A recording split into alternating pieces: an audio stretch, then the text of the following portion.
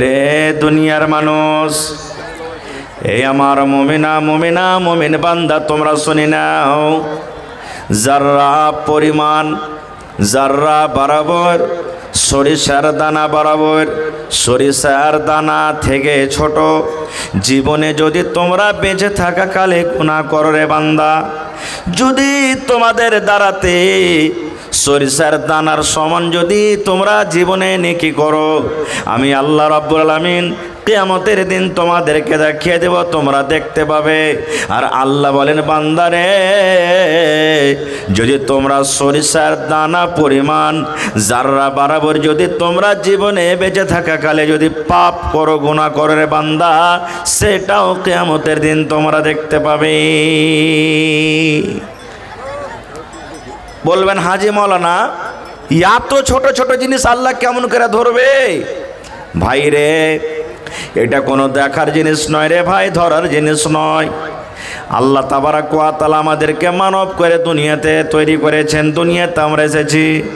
আল্লাহর নবী বলেছেন, এখানে উলামায়ে কেরামের মজলিস জমা হয়ে আছে, জিজ্ঞাসা করবেন আসরের যখন নামাজের টাইম হয়, আসরের যখন টাইম হয়ে যায়, আল্লাহ রাব্বুল আলামিনের পক্ষ থেকে 2 জন করে ফেরেশতা প্রত্যেক মানুষের কাছে আসি। কয়জন ফেরেশতা? 2 জন করে ফেরেশতা আসি। আমার কাছে 2টা ফেরেশতা আসেন, আপনার কাছে আসি, মা খালাদের কাছে যাই। দুনিয়াতে যত রকম মানুষ আছে, মুসলমান হোক কিংবা গায়ের মুসলমান হোক, দুনিয়াতে যত মানুষ আছে সমস্ত মানুষের কাছে 2টা করে ফেরেশতা চলে যায়। আর ওই ফেরেশতা 2টার কাজ কি? আমি 24 ঘন্টা আমার কাছে থাকবি, আমি দুনিয়াতে কি করছি, কাকে আমি গাল দিচ্ছি, কাকে আমি মারছি, কোথায় আমি দান করলাম, কোথায় আমি ভালো কথা বললাম, কোথায় আমি মন্দ কথা বললাম, সমস্ত জিনিস কিন্তু ওরা নোট করতে আছে। একজন ফেরেশতা নিয়ে কি নোট করতে আছে, আর একজন ফেরেশতা কিন্তু গুনাহ নোট করতে আছে। ওরা কতক্ষণ থাকবে? মুসলমান যখন ফজরের টাইমে মুয়াজ্জিন সাহেব যখন আবার বলবেন আসসালাতু খায়রুম মিনান নাওম, ফজরের টাইমে যখন আজান হয়ে যাবে, আসরের টাইমে যে 2জন ফেরেশতা এসেছিলেন ইয়ারা কিন্তু চলে যাবেন। আর আবার ফজরের টাইমে 2 জন ফেরেশতা আসবেন, ইয়ারা কতক্ষণ থাকবেন? কতক্ষণ থাকবেন? আসর পর্যন্ত থাকবেন। প্রত্যেক দিন মুসলমান আসর এবং ফজরের টাইমে ফেরেশতারা আমাদের কাছে আসে এবং তারা চেঞ্জ করতে থাকে। তাদের কাজ কি? মানুষের আমল লেখা। এটাই কিয়ামতের দিন আল্লাহ তাআলা দেখাবে, এটাই দেখাবে কিয়ামতের দিন, আর এটারই ওজন হবে। বলবেন যে মৌলানা আমি মানব না, এত ছোট ছোট জিনিস কেমন করে লিখতে পারবে? দেখবেন মুসলমান, সিসি ক্যামেরা বুঝেন? সিসি ক্যামেরা বুঝেন? জোরে বলেন, বুঝেন? দেখবেন যত বড় বড় ব্যাংকে দেখবেন সিসি ক্যামেরা লাগা আছে, কত ভাইয়ের দোকানে লাগা আছে, কত ভাইয়ের বাড়িতে লাগা আছে। যেমনই আপনি দোকানে ঢুকবেন, ওরে সুবহানাল্লাহ, দোকানের যিনি মালিক নিজের চেম্বারে রুমে জায়গাতে বসে থাকবে। আপনি দোকানে কিভাবে ঢুকলেন সব কিন্তু দেখতে পায় কি পাই না? দেখবেন ব্যাংকে আপনি ঢুকবেন, একটা কলম রাখা আছে, কলম যদি আপনি একটা উঠিয়ে নেন, বলেন ওই ব্যাংকের ম্যানেজার আপনাকে দেখতে পাবে কি পাবে না? দেখতে পাবে। এই মুসলমান, এই যে দেখেন মোবাইল লাগা আছে, মোবাইলে রেকর্ডিং হইতে আছে, সমস্ত জিনিস এক এক করে নোট হইতে আছে। আমি শরীয়ত বিরোধী কথা বলি তাও ক্যাচ হবে? হবে না? হবে না? এই মজলিসে যদি আমি গীত গাই তাও ক্যাচ হবে, গান গাই তাও ক্যাচ হবে, গাজাল গাই তাও লোড হয়ে যাবে, দিনের কথা বলি তাও হয়ে যাবে, যা কিছু বলবো মুসলমান নোট হয়ে যাবে। 1 ঘন্টা পর দেখবেন পট পট পট পট পট পট করে দেখতে পাবেন, আরে হোসেন মাওলানা কি কথা বলেছে, আরে জার্জিস মাওলানা কি কথা বলেছেন, অমুক মাওলানা কি কথা বলেছেন, সব নোট হয়ে যাবে। এবার বলবো ভাই রে, মানুষের জ্ঞান, মানুষের বুদ্ধি, মানুষের দেমাকে যদি মানুষ এতক্ষণই তারা কি করতে পারে, মানুষের জীবনের সমস্ত কিছু যদি ওতে নোট করতে পারে, তাইলে আল্লাহ রাব্বুল আলামিন, যে আল্লাহ, যে পরওয়ারদিগার, যে রহমান এই মোবাইল, এই ভিডিও বানার ক্ষমতা দান করেছেন, সেই আল্লাহ রাব্বুল আলামিন জীবনের ছোট ছোট আমল লিখতে পারবেন না? পারবেন না? পারবেন? জোরে বলেন, পারবেন? পারবে। এবার বলবেন মৌলানা, মানুষের ইলিম আর আল্লাহর ইলিম কতটুকু পার্থক্য আছে? সুবহানাল্লাহ। এই দেখেন 2023 সালে আমাদের ভারতের বৈজ্ঞানিকেরা আল্লাহুস সামাদ রোবট চাঁদের উপরে পাঠিয়ে দিয়েছে। পাঠালছে কি পাঠায়নি? শুনেছেন, দেখেছেন মোবাইলে? জি, চাঁদের উপরে পাঠিয়ে দিয়েছে। এবার আপনাকে বলবো মুসলমান, মানুষের জ্ঞান, মানুষের বুদ্ধি, 4,80,000 কিলোমিটার দূরে চাঁদ আছে, জমিন থেকে চাঁদ আছে। 4,80,000 কিলোমিটার দূরে যদি জমিন থেকে রিমোটের দ্বারাতে যদি ওই চাঁদের ওপরে জাহাজকে পাঠিয়ে দিতে পারে, সুবহানাল্লাহ, তাহলে মুসলমান আল্লাহ রাব্বুল আমিন এত উঁচাতে যাকে এই ক্ষমতা দান করেছেন, মানুষের দেওয়া দেমাকে যদি মানুষ চাঁদের উপরে যেতে পারে, মানুষের আল্লাহ তাবারাক ওয়া তাআলার দেওয়া বুদ্ধি থেকে এনে যদি মানুষ চাঁদের উপরে যেতে পারে, আল্লাহ রাব্বুল আমিন কেন এই ছোট ছোট জিনিসকে লিখতে পারবেন না? এবার মানুষের ইলম আর গোটা পৃথিবীর মানুষের ইলম আর আল্লাহর ইলমের একটা উদাহরণ নিলেন। আল্লাহর নবী মুহাম্মদ সাল্লাল্লাহু আলাইহি সাল্লাম একদিন সাহাবীদেরকে বললেন, এবার নবীজি এই সমুদ্রে নদীতে একটা সুই ডুবিয়ে দিয়েছেন। সুই বোঝেন, যে সুই আমার মায়েরা খালারা এই বাড়িতে খেতা সিয়াই, এরকম ধরনের একটা সুই ডুবিয়ে দিলেন। এবার সুইটা যেমনই উঠিয়ে নেওয়া, সুইয়ের মাথাতে এক ফোঁটা পানি আসবে কি আসবে না বলেন তো? আসবে। এবার সুয়ের মাথাতে পানি এলো। আল্লাহর নবী সাহাবীদেরকে বললেন, সাহাবী রে, এই সুয়ের মাথাতে পানি এলো রে বাবা, এই সমুদ্রের মোকাবিলাতে সমুদ্রের হিসাবে এই সুয়ের মাথাতে কতটুক পানি হলো না? তা নায়ের বরাবর এক ফোঁটা। দয়ার রাসূল বললেন, এই মতো মানুষ এবং আল্লাহর ইলম, এই যে তোমরা সুয়ের মাথাতে পানিটা দেখো, এই সুয়ের মাথাতে পানিটা যে লেগে আছে, এই ফোঁটা পানি বরাবর কিয়ামত পর্যন্ত যত মানুষ এসেছে, আছে, আসবে, সমস্ত মানুষকে এক ফোঁটা করে আল্লাহ ইলম দান করেছেন। আর এই যে গোটা সমুদ্রে তোমরা পানি দেখতে পাও, এই সমুদ্র বরাবর ইলম আল্লাহ রাব্বুল আমিন নিজের কাছে রেখেছেন।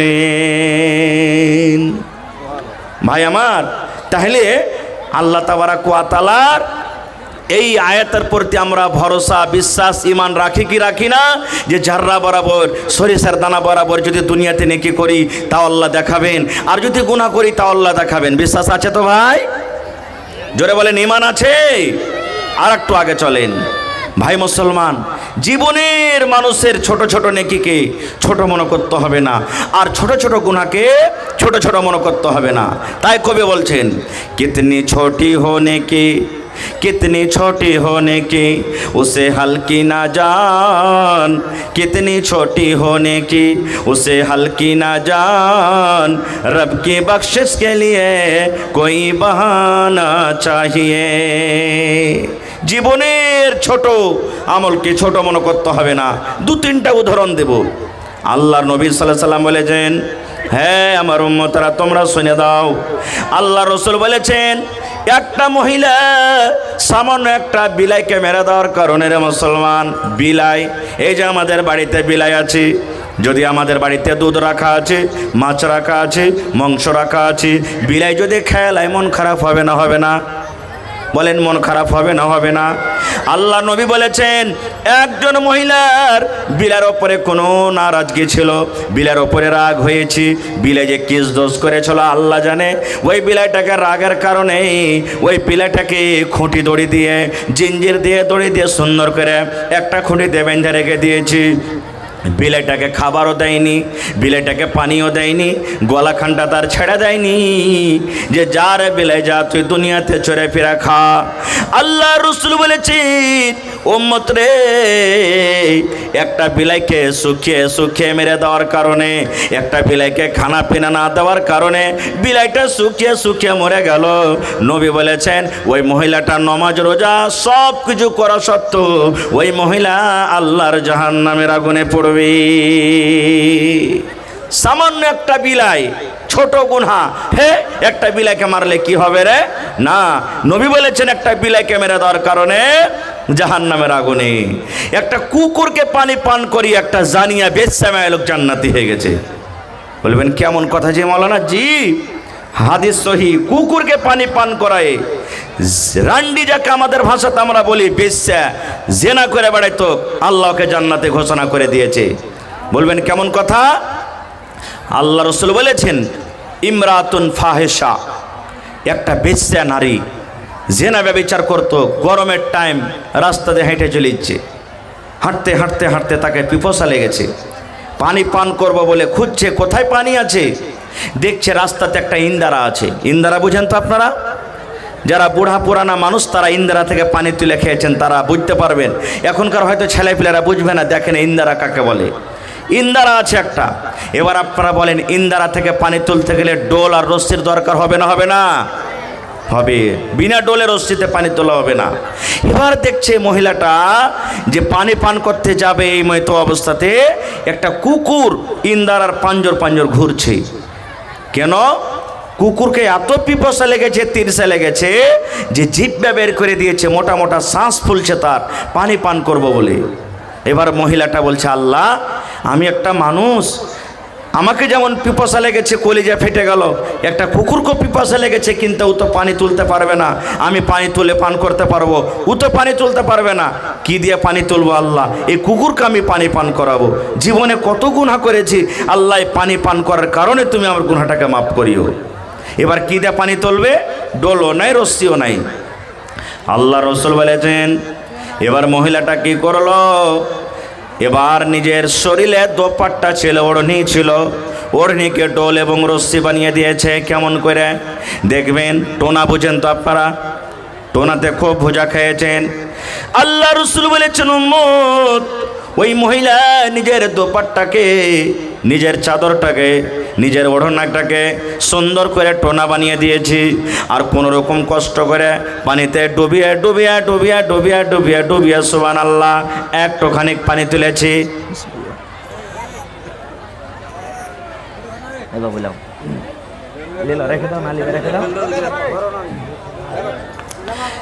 এবার আস্তে আস্তে করে পানি তুলে দিয়েছি।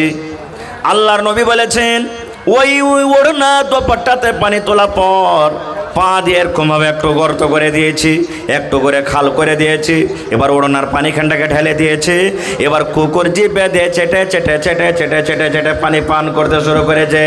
দেখবেন বাড়িতে বকরি আছে, বাড়িতে গরু আছে, মহিষ আছে, পানি যখন খেতে দেবেন চুম করে করে খাবে। কিন্তু কুকুর দেখবেন, কুকুর বাড়িতে মার খাবে, পানি খাবে, তখন কিন্তু কুকুর ওই জানোয়ারের মতো, গরুর মতো, বকরির মতো, মহিষের মতো চুম করে খাবে না, জিভে দিয়ে চেটে চেটে পানি পান করবে। আল্লাহ নবী বলেছেন, ওই মহিলা, ওই বেটি ছেলা যখন তার সামনে পানি রাখলো, কুকুর জিভে দিয়ে চেটে চেটে চেটে চেটে পানি পান করে হাঁপি তার বন্ধ হয়ে গেল, পিপাসা তার মরে গেল। আল্লাহ নবী বলেছেন, ওরে সুবহানাল্লাহ, একটা জানিয়া মেয়ে ছেলে সারা জীবন জেনা করত, কত রকম পর পুরুষ তার ইজ্জত দেখেছে, কিন্তু একটা ছোট্ট সামান্য আমল, একটা কুকুরকে পানি পান করার কারণে আল্লাহ রাব্বুল আমিন তার জীবনের গুনাহকে মাফ করে আল্লাহ তাকে জান্নাতে ঘোষণা করে দিলেন। সুবহানাল্লাহ, জান্নাতি ঘোষণা করে দিলেন। এবার বলবো, মাওলানা, কুকুর তো একটা নাপাক জানোয়ার, কত নাপাক জানোয়ার রে ভাই। তাহলে শোনেন, আল্লাহ নবী বলেছেন, এ আমার মায়েরা, খালারা, কুকুর এত বড় নাপাক জানোয়ার গে মা। নবী বলেছেন, কুকুর যদি তোমার তরকারিতে মুখ দিয়ে দেয়, নবী বলেছেন তুমি তরকারি খেয়ে না, তরকারি ফেলে দাও। রুটিতে মুখ দিয়েছে, রুটি খেয়ে না, ফেলে দাও। ভাতে মুখ দিয়েছি, ভাত খেয়ে না, ফেলে দাও। আল্লাহ রাসূল বলেছেন, যদি তোমার হাঁড়িতে, বর্তনে, লোটাতে, থালিতে, কড়াইতে যদি কুকুর মুখ দিয়ে দেয়, নবী বলেছেন তাকে তোমাকে 7 বার করে ধুতে হবে, কারণ কুকুর এত নাপাক জানোয়ার। তোমাকে 6 বার মাটি দিয়ে ছাই দিয়ে মানতে হবে, আর 1 বার 7 বার এরকম এরকম এরকম করে ধুয়ে নিতে হবে। রাসূল বলেছেন, একটা বর্তনে যদি কুকুর মুখ দিয়ে দেয়, ওই কুকুরটাকে 7 বার করে ধুতে হবে, ওই বর্তনটাকে 7 বার করে ধুতে হবে, তাহলে বর্তনটা পাক হবে। এবার বলবো মুসলমান, কুকুর একটা এত বড় নাপাক জানোয়ার, যদি বর্তনে মুখ দিয়ে দেয়, 7 বার করে বর্তন না ধুতে গেলে বর্তন পাক হবে না। এরকম কুকুরকে, এরকম নাপাক জানোয়ারকে যদি পানি পান করায় আল্লাহ গুনাহ মাফ করতে পারে, তাহলে মাদ্রাসার মাসুম বাচ্চা, আহারে যারা কোরআন পড়ে, যারা নবীর হাদিস পড়ে, যারা আল্লাহ এবং আল্লাহর নবীর জিকির আজকার করে, এরকম বাচ্চাকে খাইয়ে, এরকম মাদ্রাসাতে দান করে, বলেন আল্লাহ তাবারাক ওয়া তাআলা কে জীবনের গুনাহ মাফ করবেন না? করবেন? জোরে বলেন করবেন? সুবহানাল্লাহ। আর একটা হাদিস আপনাদের সামনে বলি। আল্লাহর নবী একদিন ফজরের নামাজ পড়ে মুক্তাদির দিকে ঘুরে গেলেন। ফজরের নামাজের পর এবার নবীজি সালাম টালাম ফিরে মুক্তাদির দিকে ঘুরে এবার দেখছেন, দেখা পর বেলালকে কিন্তু দেখতে পাই না। নবীজি বলছেন, বেলাল, ও বেলাল, তুমি কোথায় আছো বাবা? বেলাল বলছেন, লাব্বাইক ওয়া সাদাইক ইয়া রাসূলুল্লাহ, হুজুর আমি এখানে আছি। নবী বললেন, এসো আমার সামনে এসো, এসো আমার সামনে বসো। সামনে হাজির হয়ে গেলেন। এবার নবীজি বেলালকে বলছেন, বেলাল রে, জীবনে তুমি কোন আমল করো রে বাবা, সেই আমলের কারণে আমি তোমাকে জান্নাতের ভিতরে আমি দেখলাম। শুধু জান্নাতে দেখি নাই, আমি জান্নাতের ভিতরে আমি গেলাম, আমি দেখছি আমার আগে আগে খড়ম পেয়ে দিয়ে দিয়ে তোমার পায়ের আওয়াজ আমি শুনতে পেলাম, তোমাকে আমি জানতে পারলাম, চিনতে পারলাম। আমি নবী পিছনে পিছনে জান্নাতের ভিতরে হাঁটছি, আর তুমি আমার সামনে আগে আগে জান্নাতের ভিতরে হাঁটছো। বেলাল রে, জীবনে তুমি কোন এমন আমল করেছো রে বাবা, সে আমলের ওপরে আল্লাহ রাব্বুল আমিন খুশি হয়ে রাজি হয়ে তোমাকে জান্নাত দান করেছেন, বলো তো বাবা। এই বেলাল, কি আমল তুমি করেছো? বেলাল বলছেন, ইয়া রাসূলুল্লাহ, আমি তো দেখতে পাই না এরকম কিছু। আপনার সাথে নামাজ পড়ছি, রোজা করছি, তেলাওয়াত যা কিছু পারছি করছি, এরকম তো আমার কোনো আমল মনে আসে না। নবী বললেন, না না না রে বেলাল, তুমি ভালো করে মনে করো, তুমি কোন এমন আমল করো যে আমলটার কারণে আমি তোমাকে জান্নাতের ভিতরে দেখলাম। এবার বেলাল বলছেন, ইয়া রাসূলুল্লাহ, 5 ওয়াক্ত নামাজের পর নবী গো একটা আমল আমার আছে, একটা আমি আমল করি, সে আমলটা আমি করি, জীবনে জেনে বুঝে আমি ছাড়ি না। কি আমলটা? বলছে, নবী গো, আমি যখন ওযু করি, আমার ওযুটা যখন ভেঙে যায়, আমি যখন ওযু করি আর ওযু করার পর আমার মন খানা কিন্তু মানে না গো নবীজি, যে আমি ওযু করে কেমন করে থাকবো। নামাজের টাইম হোক কিংবা না হোক, হয়তো বেলা 8টার সময়তে ওযুর দরকার হলো ওযু করলাম, হয়তো বেলা 2টার সময়তে ওযু করে নিলাম, হয়তো বেলা রাত 9টার সময়তে ওযু করে নিলাম। নামাজের টাইম হোক কিংবা নাই হোক, যখন যখন ওযু করেছি নবী গো, আমি মসজিদে গিয়ে 2 রাকাত আমি নফল নামাজ আদায় করেছি। আমি ওযু করার পর ওযুর আমি হকটা আদায় করেছি। আমি ওযু করার পর মন খান আমার থামলো না, আমি মসজিদের ভিতরে চলে গেলাম, আর মসজিদের ভিতরে যাওয়ার পর আমি 2 রাকাত আমি নামাজ আদায় করি। আল্লাহ রাসূল বলেছেন, বেলাল রে, এই আমলটার কারণে আমি তোমাকে জান্নাতের ভিতরে দেখলাম, যে আমার আগে আগে তুমি জান্নাতে হাঁটছো। নারে তাকবীর। আর একটা হাদিসের কথা বলি, যেটা আমরা পাপকে পাপ মনে করি না। আচ্ছা ভাই, এই আমাদের সমাজে একটু আপনারা অন্তর থেকে বলবেন, সবাইকে আমরা পানি নিয়ে পেশাব করছি? জোরে বলেন, পানি নিয়ে পেশাব করছে কি না? পানি লি না আমি। এবার একটা হাদিস শুনেন, নবীজি একটা ঘোড়ার উপরে চড়ে আছেন, ঘোড়ার উপরে চড়ে আছেন, যাচ্ছেন, যেতে যেতে যেতে হঠাৎ ঘোড়াটা ঝিড়কে গেল, বিদকে গেল, মনে হয় নবীজিকে ঘোড়া ফেলে দিবে, এরকম হয়ে গেল। নবীজি নেমে গেলেন, সাহাবায়ে কেরাম শুতে আছেন। আল্লাহ রাসূল সাল্লাল্লাহু আলাইহি সাল্লাম নামার পর দেখছেন ওখানে কয়েকটা কবর আছে। কি আছে? কবর আছে।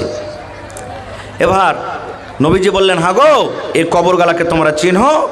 বলছে, জি হুজুর চিনি।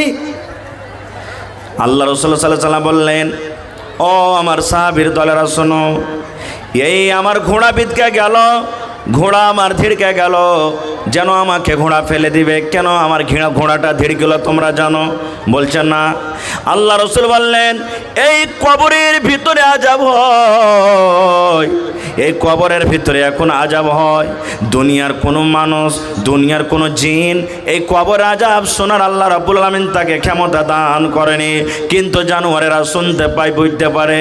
এই কবরের আযাব শুনে আমার ঘোড়া ধিড়কে গেল, যেন আমাকে ফেলে দিবি। সাহাবায়ে কেরাম বলছেন, ইয়া রাসূলুল্লাহ, তারা দুনিয়াতে কোন এমন পাপ করেছিল, দুনিয়াতে কোন এমন গুনাহ করেছিল, সেই গুনার কারণে কবরে তারা আযাব হয়, নবীকে একটু বলেন। আল্লাহ রাসূল বললেন, হে আমার মায়েরা, খালারা, যুবকেরা শোনেন, নবী বললেন সাহাবীরি গুনাহ দুটা বড়, পাপ দুটা বড়, গুনাহ দুটা বড়, পাপ দুটা বড়, কিন্তু গুনাহ থেকে বাঁচাটা ছিল আসান। মানুষ ইচ্ছা করতে গেলে গুনাহ থেকে বাঁচতে পারত, কিন্তু গুনাহ থেকে না বাঁচার কারণে আল্লাহ রাব্বুল আলামিন তার কবরে তারাকে শাস্তি দেন। কত জোরে জোরে তারা চিৎকার করে তোমরা জানো, কত জোরে জোরে কবরে তারা কান্দে জানো, হাউমাউ করে চিৎকার করছে, মা বাঁচাকে, আল্লাহ মরে গেলাম, আল্লাহ মরে গেলাম, আর সহ্য হয় না, আল্লাহ তুমি বাঁচাও, আল্লাহ তুমি বাঁচাও। এরকমভাবে তারা কবরে চিৎকার করে কান্দে। আল্লাহ রাসূল বললেন সাহাবীরে, যদি আমি আল্লাহকে বলি মাবুদ এই কবরে এরা এতভাবে চিৎকার করছে, আল্লাহ তুমি একটু আমার সাহাবীরাকে শুনিয়ে দাও। আমি যদি আল্লাহকে দোয়া করি আল্লাহ তোমাদেরকে শুনিয়ে দিবে, কিন্তু আমি দোয়া করব না। এই জন্য দোয়া করব না যে তোমাদের যখন আত্মীয় কেউ মারা যাবে ভয়ের কারণে তখন তোমরা তাকে দফন করবে না, দফনই করবে না তোমরা তাকে, যে ওই বাপরে কবরে এরকম আযাব, একে দফনই করব না কো। এবার সাহাবীরা বলছেন হুজুর তারা কোন এমন পাপ করত যে পাপের কারণে কবরে আযাব? আল্লাহ রাসূল সাল্লাল্লাহু আলাইহি ওয়াসাল্লাম বলেন সাহাবীরি দুজনের মধ্যে একজন ছিল চুগলখোর। কি ছিল? জোরে বলে। চুগলখোর ছিল, গীবত করত, চুগলখড়ি করত, ইয়ার কথা ওয়াকে লাগে যেত, কর কথা ওয়াকে লাগে যেত, গীবত করত, অমুক মাওলানা তো এরকম রে, অমুক হাজি সাহেব তো এরকম রে, অমুক নমাজি তো এরকম রে। এক নম্বর গুনাহ এটা। আর দুই নম্বর যে কবরে আযাব হয় এই লোকটা পেশাবের ছিটা থেকে বাঁচত না,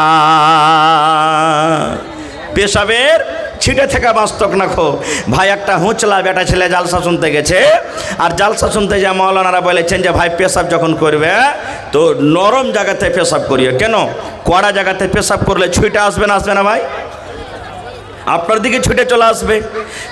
হুঁচলা বেটা ছেলে কি করেছে, তারপর দিন জালসা শুনতে যে বোরাতে আধ বোরা বালি লিয়ে যেখানে যেখানে যে ঘাড়ে কেরা মাথা টেকেরা বালি ডুহেলে বেড়াই।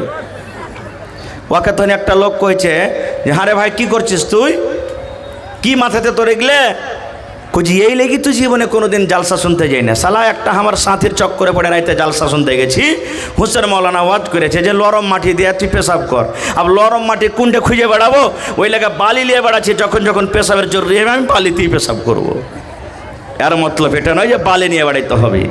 ভাই মুসলমান, এবার আমার যুবকেরা বলবো, যুবক রে, পেশাবের ছিটাতে যদি না বাঁচার কারণে কবরে যদি আযাব হয়, আপনি রাত দিন 24 ঘন্টা নাপাক হয়ে থাকছেন, রাত দিন আপনি পেশাব করছেন, পানি নেন না, তাইলে আপনার অবস্থা কিয়ামতের দিন কি হইতে পারে কবরে। বুঝলেন? বুঝলেন? এটা জরুরি নয় যে মৌলী সাহেব নামাজ পড়ি না তো কি করব, পানি খরচ করে কি করব, যে না। আত-তাহুর শাতরুল ঈমান, নবীর হাদিস। মানুষের পাক সাফ থাকাটা হলো ঈমানের আধখানি অঙ্গ, আধখানি আলামত, আধখানি ঈমান, পাক সাফ থাকাটা। এই জন্য নামাজ পড়েন বা না পড়েন আপনাকে পানি নিয়ে পেশাব করতে হবে। নবীর হাদিস পানি না পান এমনও জায়গাতে আছেন শুখা ইট শুখা ঢাল দিয়ে আপনাকে সেই কাজটা ইস্তেঞ্জা করতে হবে, কিন্তু আপনাকে পাক সাফ হয়ে থাকতে হবে। আর একটা হলো কি, গীবত চুগলখড়ি। গীবত একটা আলাদা জিনিস, চুগলখড়ি একটা আলাদা জিনিস। এই দুটা কথা আলাদা আলাদা। সময় পেলে ইনশাল্লাহ কোনোদিন বলবো, তবে 1 মিনিটে আমি দুটা কথা আপনাদের সামনে রাখি। গীবত কাকে বলে? যেরকম আপনি 5 জন 7 জন 10 জন চায়ের দোকানে বসে আছেন, মজলিসে বসে আছেন, আর ওই জায়গাতে আমি নাই হাজির। আরে হুসেন মৌলা তো ওয়াজ করলে ভালো, এরকম ওরকম। এই যে দেখেন অমুক হাজি, ওর হজ না ঘোড়ার ডিম কবুল হবে। সালা হাজি 3 লাখ টাকাতে হজ করে এসে লোকের খালি আইল চেপে চেপে খাইছে। এই দেখেন, যে নাই ওর ব্যাপারে ওর খেলাফ গাহা, খেপত গাহা, ওইটা হলো কি গীবত। আর চুগলখড়ি, এর কথা ওকে লাগিয়ে দিলে, ওর কথাই একে লাগিয়ে দিলে, আর দিয়ে ওরকে মজা ফাটাফাটি শুরু করিয়ে দিলে, এটা হলো কি চুগলখোর। এরা দুজনেই জান্নাতের ভিতরে যাবে না, এটা নবীর হাদিস। নামাজ রোজা করতে গেলেও জান্নাতে যাবে না। আল্লাহর নবী একদিন বসে আছেন, আর আল্লাহ নবীর স্ত্রী মা আয়েশা রাদিয়াল্লাহু তাআলা আনহা নবীর পাঞ্জরে বসে আছেন। নবীজির একজন স্ত্রী সাফিয়া রাদিয়াল্লাহু তাআলা আনহা একটু খাটো, মাথাতে একটু সাইজে। अस्सलामु अलैकुम रहमतुल्लाह। महिला हजरात से बहुत ही अदब एहतराम के साथ कहना चाहूँगा कि आपके लिए जुमला अराकीन कमेटी ने आपके लिए पर्दा पर्दा तैयार किया है। आप रोड में खड़े ना हो, आपके लिए पर्दा का इंतजाम किया गया है। आप रोड में खड़े खड़े तमाशा बना रहे हैं, लिहाजा आपसे मैं बहुत ही अदब और एहतराम के साथ कहना चाहूंगा कि बार बार ऐलान ना कराएं और आपके लिए जो पर्दा का इंतजाम किया गया है, आप पर्दा में आए और बैठकर जलसा को सुने, कुरान हदीस की तालीम के सुने। जलसा को मेला मत बनाइए, जलसा को मेला मत बनाइए। आप जलसे में आपके पर्दे में आए और रास्ते को जाम ना करें। ভাই আমার, আল্লাহর নবী একদিন বসে আছেন, আর আল্লাহ নবীর স্ত্রী মা আয়েশা রাদিয়াল্লাহু তাআলা আনহা নবীর পাঞ্জরে বসে আছেন। আর আল্লাহর নবীর আরও স্ত্রী ছিলেন একজন, নবীর পাঞ্জরে চলে আসছেন কোনো দরকার হিসাবে। এবার মা আয়েশা ইশারা করে বলছেন, হুজুর হুজুর, মানে ইশারা করছেন, দেখেন আপনার স্ত্রীর নাটি, যে নাটি খাটি বাইকটা যাকে আমাকে ভাষাতে আমরা বলি, আপনার কাছে চলে আসছে। মা সেটাই বলছেন, দেখেন আপনার স্ত্রী যে বাঁটি আছে, দেখেন দেখেন হুজুর আপনার কাছে আসছে। ওরে সুবহান আল্লাহ, যেমনই নবী শুধু তার মুখ থেকে বাঁটি এবং নাটি কথাটা শুনলেন, নবীর রাগে চোখ লাল হয়ে গেল। এবার নবীজি কি বলছেন জানেন? এই আমার বেবি আয়েশা, তুমি একটা মানুষকে নাটি এবং বাঁটি বলেছ রে বিবি। নাটি হলো আল্লাহর তৈরি, বাঁটি হলো আল্লাহর তৈরি। যারা ধলো ওরাও আল্লাহর তৈরি, যারা কালো ওরাও আল্লাহর তৈরি। ও আয়েশা, তুমি একটা মানুষকে এমনই কথা বলেছ যে কথাটা শুনতে গেলে মানুষের রাগ হবে, মানুষ লজ্জা পাবে। আমার বিবি আয়েশা, এই নাটা এবং বাঁটা কথাটা এমন খারাপ, এমন খারাপ। বিবির এই কথাটা ধরে যদি সমুদ্রে ছেড়ে দেওয়া হয়, এই নাটা এবং বাঁটা কথাটা সমুদ্রে ফেলে দেওয়া হয়, এই কথাটা এমন খারাপ, এমন খারাপ, গোটা সমুদ্রের পানি দুর্গন্ধ হয়ে যাবে। দুর্গন্ধর কারণে সমুদ্রের পানি পান করা যাবে না। আয়েশা, তুমি একটা লোককে নাটা এবং বাঁটা বলেছো, এই কথাটা ধরে যদি সমুদ্রে ফেলে দেওয়া হয়, সমুদ্রের পানি গোটা পানি দুর্গন্ধ হয়ে যাবে। দুর্গন্ধের কারণে পানিটা পান করা যাবে না। এবার বলেন, সামান্য যদি একটা নাটা এবং বাঁটা বলাতে নবী এত রেগে যান, তাহলে রাত দিন যে এক অপরে আমরা খিপত করছি, তাহলে আমাদের হালাতটা কি হবে? নবীজি নিজের বিবির উপরে রাখলেন, বিবিটাকে কত ভালোবাসেন জানেন? একটু ভালোবাসার কথাটা শুনেলেন, কত ভালোবাসেন নবীজি। মা আয়েশা নিজে বলেন, আমি নবীর পাঞ্জরে বসে আছি, নবী আমার পাঞ্জরে বসে আছেন। আমি গিলাসে দুধ নিয়েছি কিংবা পানি নিয়েছি, দুধ পান করছি মুখ লাগায়ে, ঠোঁট লাগায়ে। আল্লাহ নবী আমার দেখছেন, আমার বিবি আয়েশা গিলাসের কোন জায়গাতে মুখ লাগায়ে, ঠোঁট লাগায়ে পানি পান করেন। আমার দিকে আমার নবী দেখছেন। মা আয়েশা বলেন, ওই গিলাসটাতে আমি মুখ লাগায়ে, ঠোঁট লাগায়ে পানি পান করতে করতে কিংবা দুধ পান করতে করতে অল্প কিছু পানি আছে কিংবা দুধ বেঁচে আছে, এবার আমি টেবিলের ওপরে রেখে দিলাম, নবীর সামনে আমি রেখে দিলাম। যেমনই রেখে দিলাম, সুবহানাল্লাহ, নবীজি চট করে গিলাসটা উঠিয়ে নিলেন। আর উঠিয়ে নেওয়ার পর মা আয়েশা বলেন, যেই জায়গাতে আমি আয়েশা ঠোঁট লাগাই, মুখ লাগাই আমি পানি পান করলাম, আমার দয়ার নবী আমার ওই মুখ লাগা জায়গাতে নিজের মুখ লাগায় নবীজি পানি পান করলেন। কেমন ভালোবাসা! মা আয়েশা আরও বলেন, আমি হাড্ডি ছিঁড়ে চুষে চুষে খাই, আমি গোশকে দাঁত লাগিয়ে ছিঁড়ে খাই। এবার পিসটাকে যখন আমি থালাতে রেখে দিলাম, আল্লাহর নবী চট করে গোশটের পিসটাকে উঠিয়ে নিলেন। আমি আয়েশা যে জায়গাতে দাঁত লাগায়ে কামড় দিয়েছি, যে জায়গাতে ঠোঁট লাগায়ে আমি কামড় দিয়েছি, আল্লাহর নবী ওই পিসটা হাতে নেওয়ার পর ওই জায়গাতে দাঁত লাগায়ে নবীজি কামড় দিয়ে খেতেন। এত ভালোবাসা, এত মহব্বত বিবির সাথে। এরকম বিবি কত মহব্বত ভালোবাসা। নবীজির 11টা বিবি ছিলেন, 11টা বিবি ছিলেন। এ মুসলমান, নবীজির দিলি চাহাত ছিল, আল্লাহ রে আমি যেদিন মরবো, আমার যেদিন মত হবে, সেদিন যেন আমার আয়েশার বাড়িতে মত হয়। কারণ নবীজির স্ত্রীরা অনেক ছিলেন, নবীজি বাড়ি বানিয়ে রেখেছিলেন। আজ নবীজি হাফসার বাড়িতে, তারপরে নবীজি উমুকের বাড়িতে, জাইনাবের বাড়িতে আল্লাহ রসুলের বাড়ি বানাচ্ছিল। নবীজি মনে মনে ইচ্ছা করেছেন, আল্লাহ আমি যেদিন মরব, আমার যেদিন মত হবে, মালাকুল মত যেদিন আমার কাছে আসবে, সেদিন যেন আমার বেবি আয়েশার ঘরে আমার মত হয়। এবার বলবো আয়েশাটা কত নেককার, আয়েশাটা কত নেককার, আয়েশাটা কত নেককার। একটু নেককারের কথা শুনগে মা, এ আমার ভাই শোনে। নবীজির স্ত্রী, প্রথম স্ত্রীর নাম মা খাদিজা রাদিয়াল্লাহু তাআলা আনহা, যে নবীর জন্য মাল কুরবানি করে দিয়েছেন। নবীজির আমার বাপকে দেখতে পাননি। নবীজি যখন মায়ের পেটে ছিলেন, বাপ দুনিয়া থেকে চলে গেছেন। নবীজির বয়স 6 বছরকার মা দুনিয়া থেকে চলে গেছেন। নবীজির বয়স 8 বছরকার দাদু দুনিয়া থেকে চলে গেছেন। নবীজির লালন পালন করেছেন চাচা আবু তালেব। এবার নবীজির বয়স 25 বছর।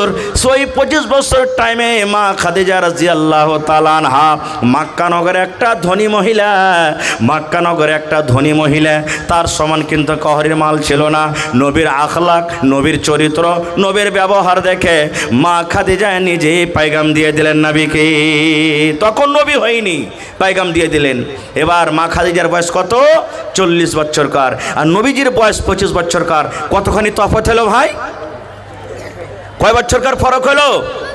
15 বছরকার হইল। বিয়ে হয়ে গেল। মা খাদিজাকে সব রাগায়, এ খাদিজা তুই একটা ইয়াতিমের সাথে বিয়ে করতে পারলি? আরে ওর কাছে তো এক কাঠা জমিনও নাই, চাচার বাড়িতে খায় পিন্ধা মানুষ হইল, ওর সাথে তুই বিয়ে করলি? এত বড় তুই মক্কার মধ্যে দৌলতমান মহিলা, ধন মাল সব তোর কাছে আছে, উঁট রাখাল গরু বাছুর, তুই একটা রাজা বাদশার কাছে তুই বিয়ে করতে পারতি, কিন্তু তুই একটা সামান্য এই গরিবের সাথে বিয়ে করলি? নবী একদিন আমার বসে আছেন, মা খাদিজা রাদিয়াল্লাহু তাআলা আনহা কাঁদছেন, চোখ দিয়ে পানি ঝরছে। কাঁদতে কাঁদতে কাঁদতে নবীর পাঞ্জরে চলে গেলে। নবীজি বলছেন, খাদিজা রে তুমি কাঁদো কেন? কি ব্যাপারটা, কি কারণে তুমি কাঁদছো রে খাদিজা? বলছেন, ইয়া রাসূলুল্লাহ, আল্লাহর নবী গো, মক্কার লোকেরা আমাকে নানা রকম কথা বলে, আমাকে ঘোঁচা দিয়ে দিয়ে কথা বলে, টানা দিয়ে দিয়ে বলে, যেটা আমি সহ্য করতে পারি না। আপনি হলেন আমার স্বামী, আর আমার সামনে যদি আমার স্বামীর কেউ দুর্নাম করে, আমি খাদিজা সহ্য করতে পারি না। নবী বলছেন, কি হয়েছে তুমি খুলে বলো। বলছে, নবী গো, মক্কার লোকেরা আমাকে রাগায়, মক্কার আমার যারা দোস্ত বন্ধু আছে আমাকে রাগায়, যে দেখো দেখো খাদিজা একটা গরিবের সাথে, এতিমের সাথে বিয়ে করেছি।